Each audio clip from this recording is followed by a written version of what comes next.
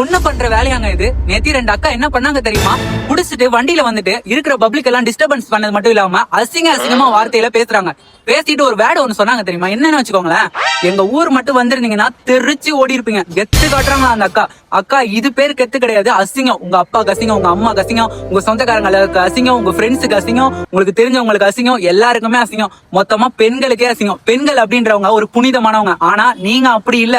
உங்களுக்கு என்ன பேர் வேணா வைக்கலாம், கமெண்ட்ல என்ன பேர் வேணா வச்சுக்கோங்க. உங்களுக்கு அக்கா நீங்க திருந்தணும், இந்த மாதிரி பண்ணக்கூடாது, இதெல்லாம் தப்பான வழி. இதை ஃபர்ஸ்ட் புரிஞ்சுக்கோங்க. இதே ஒரு ஆண் இதே மாதிரி பண்ணியிருந்தானா அவனுக்கு என்ன நடந்திருக்கும்னு நம்ம எல்லாருக்கும் தெரியும். கையில கட்டு விழுந்திருக்கும், காலில் கட்டு விழுந்திருக்கும், பாத்ரூம்ல இருந்து வலிக்கு விழுந்துறான்னு சொல்லி ஒரே நியூஸ் போட்டு பிளாஸ்ட் பண்ணி விட்டுருப்பாங்க. ஆனா இவங்க 2 பேரையும் ஆக்ஷன் எடுத்தாங்களான்னு தெரியல, எடுக்கலையான்னு தெரியல. சத்தியமா இவங்க 2 பேரையும் ஆக்ஷன் எடுங்க.